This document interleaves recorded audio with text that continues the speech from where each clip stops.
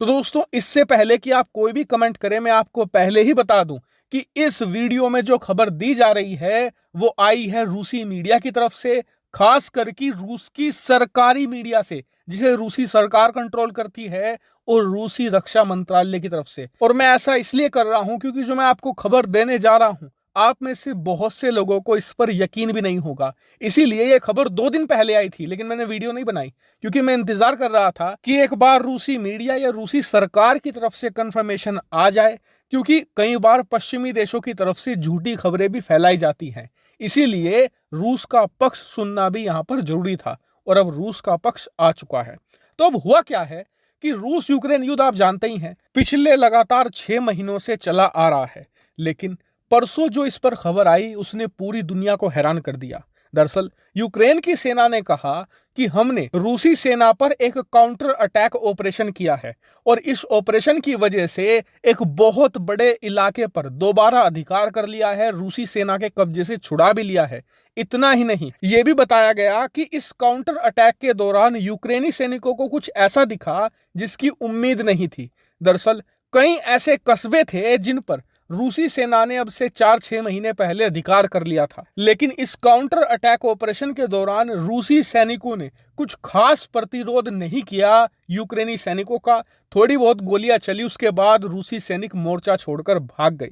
अब यह खबर 2 दिन पहले आई थी, कई लोगों को इस पर यकीन हुआ, नहीं हुआ, लेकिन आज जो इस पर रूसी मीडिया ने कहा है उसने पूरी दुनिया को हैरान कर दिया है। दरअसल रूस की तरफ से बताया गया है कि यूक्रेन के जो बाला किला है और ईजियम है, ये 2 बड़े कस्बे थे, इन पर कब्जा कर लिया था रूस ने।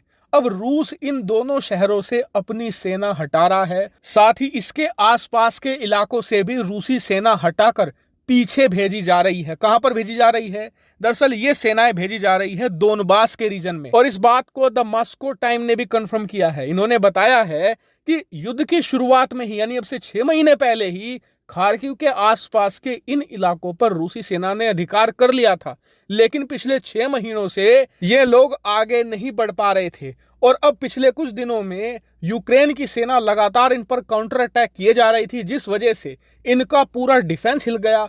इन्हें खार्किव के आसपास के इन इलाकों को छोड़ना पड़ा है, और अब रूसी सेना लगातार पीछे हटती जा रही है। और पीछे हटकर कहां जा रही है, इस बात को रूस की सरकारी मीडिया ने खुद बताया है। स्क्रीन पर आप देखिए, तास, इसे पुतिन कंट्रोल करते हैं डायरेक्टली। इन्होंने बताया है कि अब रूसी सेना दोबारा फिर से रीग्रुप हो रही है, यानी कि जो तितर बितर हो गए थे उन्हें इकट्ठा किया जा रहा है और उन्हें पीछे हटाकर दोनबास भेजा जा रहा है। और ये रूसी रक्षा मंत्रालय की तरफ से खबर आई है।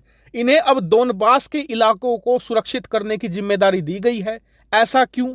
क्योंकि दोनबास वही इलाका है जहां पिछले 8 साल से, यानी 2014 से ही यूक्रेन की सेना और रूस समर्थित विद्रोही आमने सामने हैं। दोनबास के इलाके को ही रूस एक आजाद देश भी घोषित करवाना चाहता है, लेकिन अब रूस को डर यह है कि उसकी सेना का मोराल बहुत ज्यादा टूट चुका है, और इन खास इलाकों पर कब्जा करके यूक्रेन का मोराल बहुत ज्यादा बूस्ट हो चुका है। ऐसे में पुतिन को डर यह है कि जो यूक्रेन का काउंटर अटैक है ये इसी रफ्तार से चला तो ये अपनी जमीन तो दोबारा फिर से कब्जाएंगे ही, साथ ही जो दोनबास का इलाका है ये भी इनके हाथों से निकलेगा। और आपको बता दूं कि लगभग आधे दोनबास के इलाके पर रूसी विद्रोहियों का कब्जा युद्ध से पहले ही, यानी 2014 से ही बना हुआ था। ऐसे में इस युद्ध के दौरान अगर उस इलाके को भी यूक्रेनियन सेना पूरी तरीके से कब्जा लेती है तो इसका मतलब यह माना जाएगा कि इस युद्ध में यूक्रेन की सेना ने अपनी जमीन गंवाई नहीं, उल्टा वापस ले ली है रूस से, और रूस ने अपनी जमीन गंवा दी है इस पूरे युद्ध में।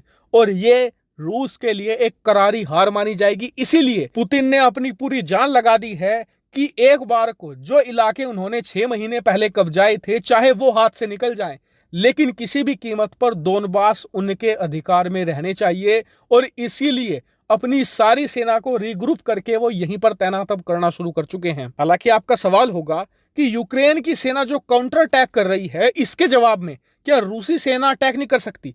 तो बहुत मुश्किल है, क्योंकि रूस ने अपने लगभग सारे हथियार चला लिए हैं। इन्होंने बैलिस्टिक मिसाइल यूक्रेन पर छोड़ दी, इन्होंने क्रूज मिसाइल छोड़ दी, इन्होंने हाइपरसोनिक मिसाइल तक चला डाली, लेकिन इसका कुछ खास फर्क नहीं पड़ा। और क्यों फर्क नहीं पड़ा? वो इसलिए क्योंकि भारतीय सेना में एक बात कही जाती है कि युद्ध हथियारों से नहीं जीते जाते। जो हथियार के पीछे सैनिक खड़ा है ना, उसके जिगरे से जीते जाते हैं। और रूसी सेना का मोराल बहुत डाउन है, और ये और डाउन तब हो जाता है जब वो यूक्रेन के सैनिकों को देखते हैं, क्योंकि यूक्रेन के लोग और रशिया के लोग दोनों एक ही तो हैं, दोनों स्लाविक लोग, दोनों का खून का रिश्ता है। इसके ऊपर एक बात आपको माननी पड़ेगी कि यूक्रेन के सैनिक पहले दिन से जज्बे से लड़ रहे हैं, क्योंकि ये उनके सर्वाइवल की लड़ाई है। यूक्रेन उनके हाथ से गया तो वो भी इजराइल के लोगों की तरह दर दर भटकेंगे अलग अलग देशों में, ये उनकी हालत हो जाएगी। इसीलिए वो अपने घर बचाने के लिए जी जान से लड़ रहे हैं, और उसके ऊपर से उन्हें सपोर्ट भी बहुत मिल रहा है पश्चिमी देशों का, पैसे से, हथियारों से। ऐसे में अपने आप मोराल हाई हो जाता है। हालांकि ये यूक्रेन की शुरुआती सफलता है, अभी भी युद्ध जारी है। ऐसे में हमें किसी भी संभावना को रूल आउट नहीं करना चाहिए। हालांकि इस पूरे मामले पर आपका क्या मानना है, कमेंट करके जरूर बताएगा। फिलहाल इस वीडियो में इतना ही। Thank you very much for watching video.